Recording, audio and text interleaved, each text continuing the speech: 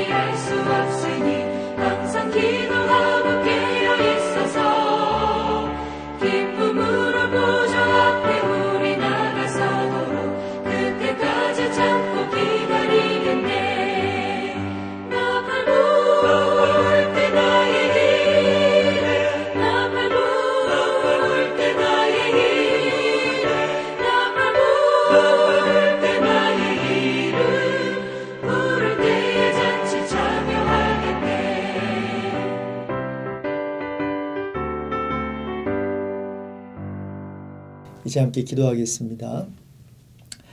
주님, 8월 한 달 동안 교회와 가정과 나라를 지켜주심을 감사드립니다. 오늘은 특별히 나라들을 주님께 올려드립니다. 우리가 두고 온 조국과 우리가 살고 있는 미국을 위해 기도합니다.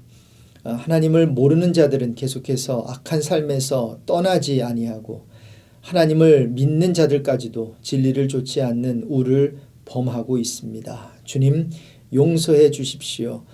오늘은 특별히 법을 만드는 자들을 올려드립니다. 법안 발의자들에게 분별력을 주십시오.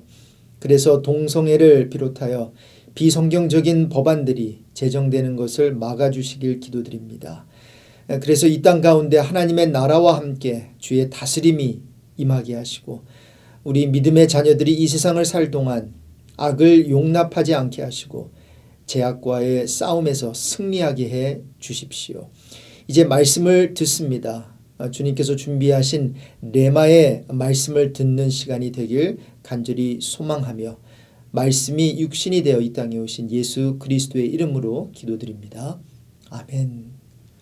오늘 아침 주시는 말씀은 요엘서 3장 1절에서 21절인데요. 우리 함께 읽으면 좋겠습니다. 보라, 그날 곧 내가 유다와 예루살렘 가운데에서 사로잡힌 자를 돌아오게 할 그때에 내가 만국을 모아 데리고 여호사밧 골짜기에 내려가서 내 백성 곧 내 기업인 이스라엘을 위하여 거기에서 그들을 심문하리니 이는 그들이 이스라엘을 나라들 가운데에 흩어버리고 나의 땅을 나누었음이며 또 제비 뽑아 내 백성을 끌어가서 소년을 기생과 바꾸며 소녀를 술과 바꾸어 마셨음이니라.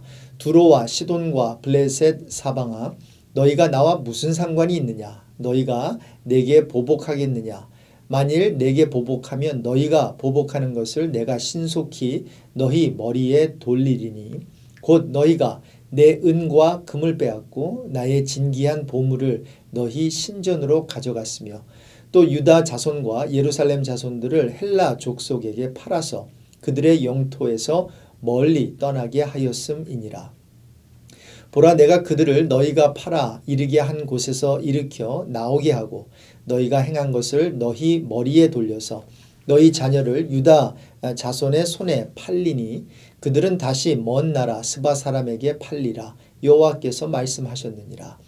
너희는 모든 민족에게 이렇게 널리 선포할지어다. 너희는 전쟁을 준비하고 용사를 격려하고 병사로 다 가까이 나아와서 올라오게 할지어다.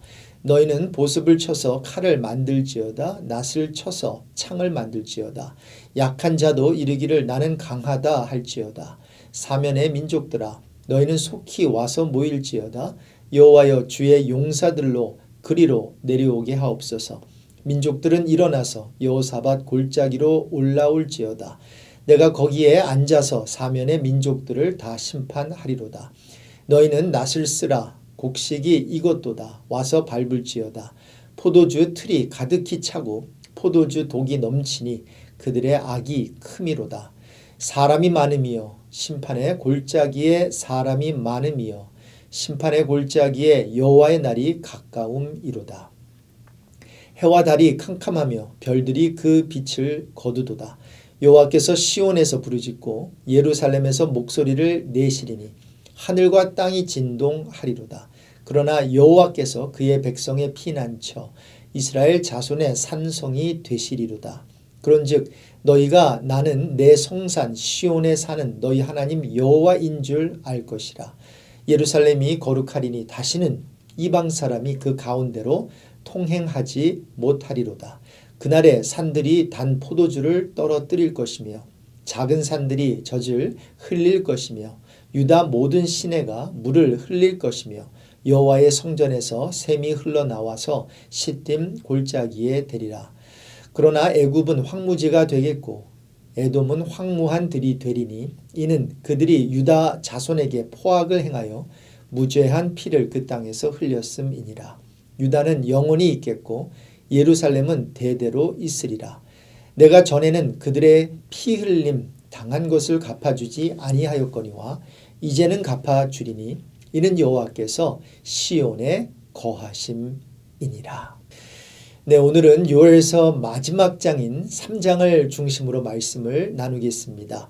이미 살펴본 대로 1장에서 요엘 선지자는 죄를 짓고 하나님을 등진 백성들에게 심판을 선포하지요. 그런데 심판만 선포하나요?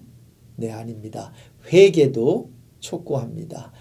1장 15절에 슬프다 그날이여 여호와의 날이 가까웠나니 라고 하면서요. 동시에 너희는 울지어다 슬피 울지어다. 1장 5절과 13절인데요. 이러한 내용을 반복하면서 백성들을 여호와의 성전으로 모으고 여호와께 부르짖으면서 회개하라고 촉구합니다. 우리가 예언서를 읽을 때 바로 놓치지 말아야 하는 부분이 바로 이것입니다. 하나님께서 심판을 선포하는 이유는 망하게 하려는 것이 아니라 회개하고 주께로 돌아오게 하기 위함이라는 것이지요. 그래서 2장에서도 요엘 선지자는 여호와의 심판의 날이 임박했음을 강조하면서 다시 한번 회개를 외치는 것을 볼 수 있는데요. 2장 12절에 너희는 이제라도 금식하고 울며 애통하고 마음을 다하여 내게로 돌아오라고 재촉하고 있지요.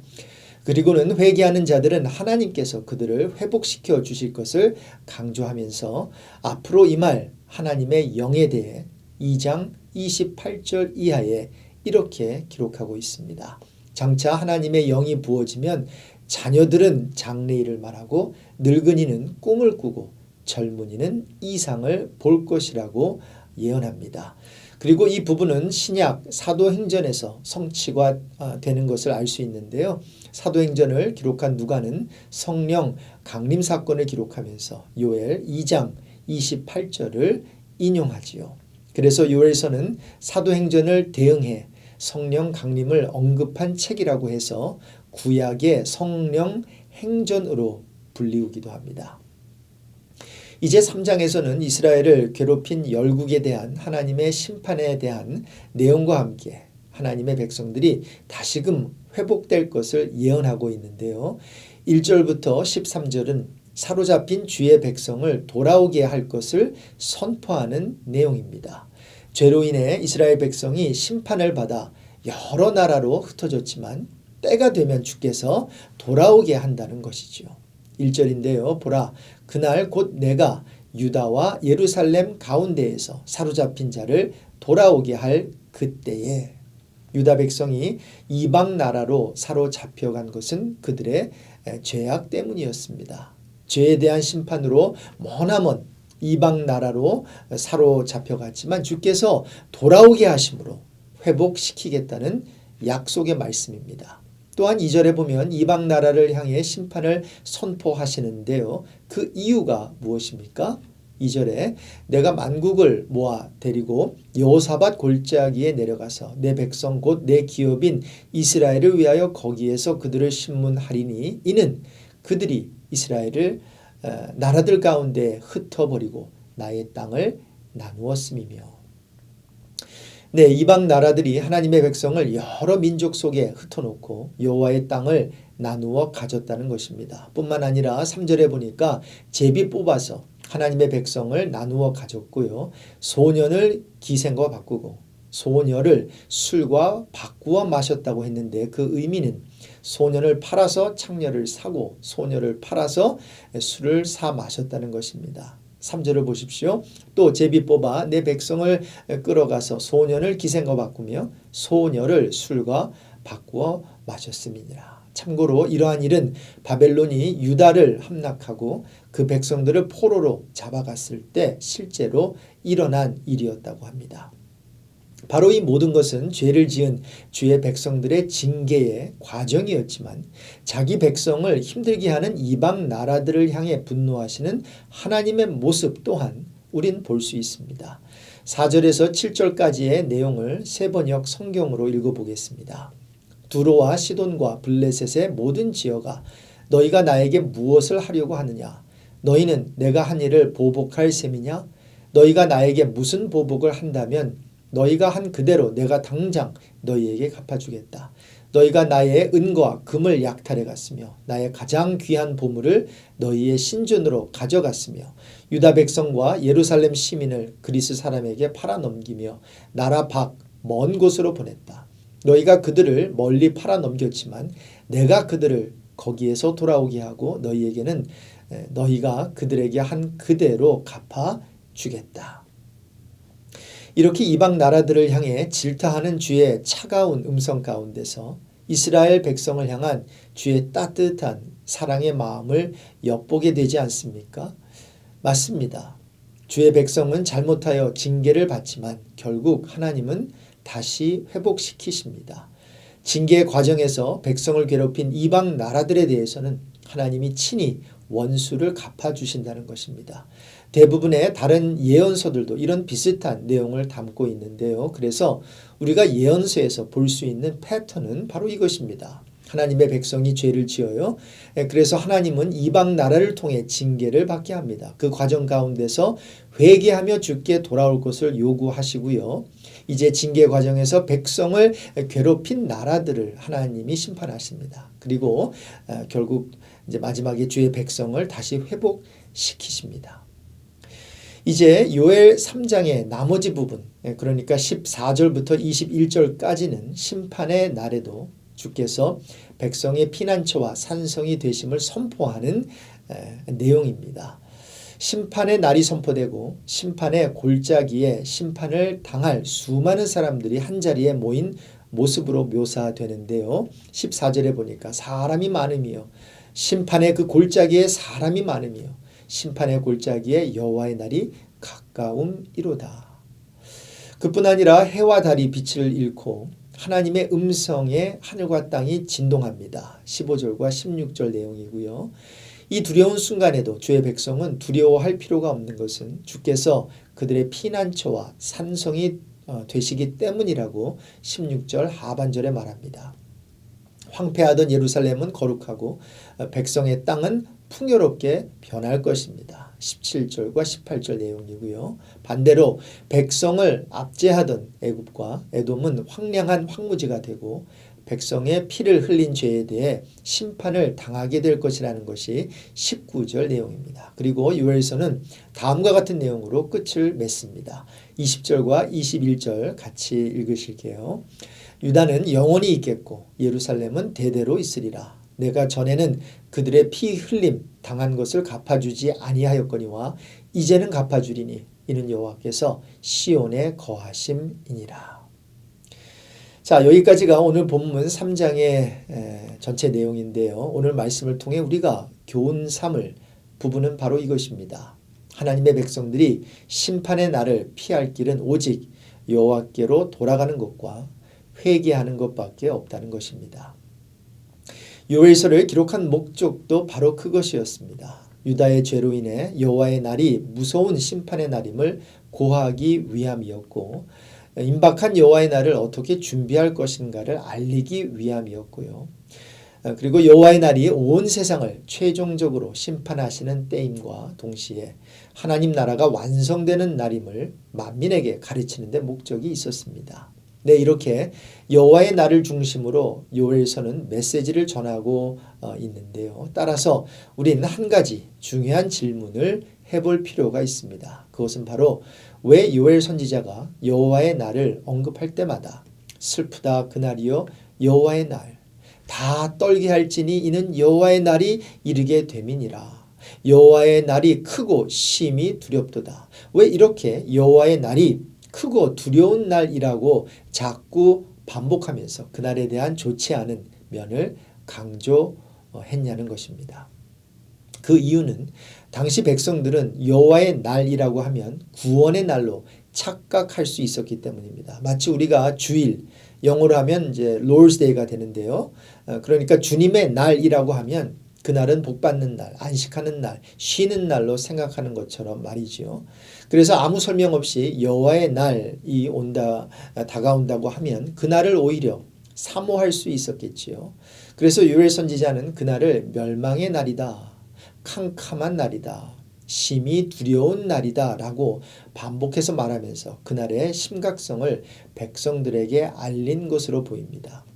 말이 나온 김에 여호와의 날에 대해 좀 더 살펴보길 원하는데요. 여호와의 날은 여호와가 임하는 날로 이해할 수 있습니다. 말씀드린 대로 그분의 심판을 행하실 때를 가리키는 표현인데요. 특히 종말론적인 의미를 갖고 있습니다. 여호와의 날은 하나님의 영광과 권능이 나타나는 때이기 때문입니다. 그래서 역사적인 어느 시기에 이루어지는 심판의 날도 맞지만 동시에 종말에 도래할 최후의 심판과 구원의 날로 이해하는 것도 틀리지 않습니다. 맞는 말입니다. 마태복음에서는 이날, 여호와의 날, 이날이 인자의 날 또는 주님의 날로 부르고 있는데요. 이날에 여러 가지 징조와 사건들이 일어난다고 말해줍니다. 한 가지 주목해야 하는 점은 여호와의 날의 이중성인데요. 여호와의 날은 이방에 대한 심판의 날이자 이스라엘의 회복의 날이라는 것입니다. 그래서 주의 날은 하나님을 대적한 열방에 대한 심판의 날이지만 동시에 하나님을 신뢰하는 백성들에게는 구원과 축복의 날이 됩니다. 물론 그들도 회개하고 주께로 돌아오는 것이 선행되어야 되겠지요. 결국 여호와의 날을 통해 하나님이 원하시는 것은 그러므로 무엇일까요? 하나님이 원하시는 것은 진정한 회개입니다. 왜냐하면 회개하고 돌아와야 말씀드린 대로 여호와의 날이 구원의 날, 축복의 날이 되기 때문입니다.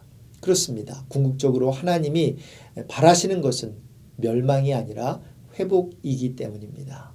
예레미야 29장 11절에 나 여호와가 말하노라 너희를 향한 나의 생각은 내가 아나니 재앙이 아니라 곧 평안이요 너희 장래에 소망을 주려 하는 생각이라. 하지만 이렇게 재앙이 올 때 사람들은 두 가지로 반응합니다. 어떤 사람은 회개하며 준비합니다. 다른 사람은 재앙이 오든 말든 전처럼 술 취한 삶을 계속 살 수 있습니다. 노아의 홍수 때처럼 말입니다. 사람들은 먹고 마시고 장가를 들고 시집가고 있으면서 홍수가 나서 그들을 다 멸하기까지 깨달지 못하였습니다. 우리가 종말의 마지막 큰 재앙을 논하지 않더라도 우리의 삶 속에서 부분적으로 크고 작은 재앙은 경험할 수 있다고 봅니다. 그럴 때 사람들은 묻지요. 그것이 하나님으로부터 온 재앙이냐고 말이지요. 네, 그럴 수 있습니다. 하나님의 재앙일 수 있습니다. 하지만 동시에 그것은 하나님의 자비일 수도 있음을 우린 알면 좋겠습니다. 왜냐하면 그 재앙의 크기가 그보다 더 할 수 있었기 때문이지요. 따라서 모든 하나님의 재앙 가운데는 다음 두 가지가 포함되어 있음을 알 필요가 있습니다. 하나는 하나님의 자비이고요. 다른 하나는 하나님의 경고입니다. 따라서 우리가 세상에서 겪는 모든 지진과 태풍 그리고 홍수는 우리의 삶이 얼마나 불안정한가를 보여주는 것이고요. 동시에 하나님과 바른 관계를 맺어야 할 것에 대한 필요를 리마인드 해주는 것으로 보면 좋겠습니다. 물론 그 모든 것 가운데서 우리에게 베풀어 주시는 하나님의 자비가 분명히 있을 것입니다. 성경에 이런 말이 있어요. 마태복음 24장 21절과 22절인데요. 새 번역으로 읽어보겠습니다. 그때에 큰 환난이 닥칠 것인데 그런 환난은 세상 처음부터 이제까지 없었으며 앞으로도 없을 것이다. 그 환난의 날들을 줄여주지 않으셨다면 구원을 얻을 사람이 하나도 없을 것이다. 그러나 선택받은 사람들을 위하여 하나님께서 그 날들을 줄여주실 것이다. 우리 삶을 돌아보면요. 하나님께서 우리의 삶 속에서 환난의 날을 줄여주신 적도 분명히 있었고요. 지금도 줄여주고 계시고 있고 앞으로도 줄여주실 부분이 있을 것이라고 생각합니다. 그런 주님을 오늘 함께 찬양했으면 좋겠습니다. 그런 주님을 오늘 하루만이 아니라 이제 오늘 마지막 날인데요. 9월을 맞이하면서 9월 한 달 동안 그런 주님을 우리가 소망하고 앙망했으면 좋겠습니다. 환난의 날에. 그리고 이제 말세의 아마 마지막 부분을 사는 우리들의 삶 속에 모든 것을 새롭게 하시고 또 악을 심판하시고 또 주 안에서 우리가 행한 모든 것에 대해서 또 상급을 허락해 주시는 그 주의 날이 속히 올 것을 믿고 오늘도 근신하여 깨어서 기도하는 그런 하루가 되시길 주님의 이름으로 축원합니다. 우리 함께 기도하겠습니다. 진노 중에라도 긍휼과 자비를 베풀어 주시는 주님 감사를 드립니다. 우리가 살아온 삶을 돌아보면 주님이 지켜주시지 않았더라면 주님이 자비를 베풀어 주시지 않았더라면 여기까지 올 수 없었던 나약한 인생임을 고백합니다. 오늘 말씀을 통해 우리의 삶이 얼마나 불안정하고 불의한가를 깨닫게 해주심을 감사드립니다. 크고 작은 재앙 가운데 모든 것을 주관하시는 하나님을 바라보며 의지하게 해 주십시오. 오늘 8월 마지막 날인데 9월 한 달도 긍휼을 베푸시는 그 하나님 안에서 승리하는 우리 모두 되길 소망하며 존귀하신 예수 그리스도의 이름으로 간절히 기도드립니다. 아멘. 네, 이제 잠깐이라도 기도하시고 삶의 터전으로 힘차게 나아가시는 여러분 되시기를 바랍니다.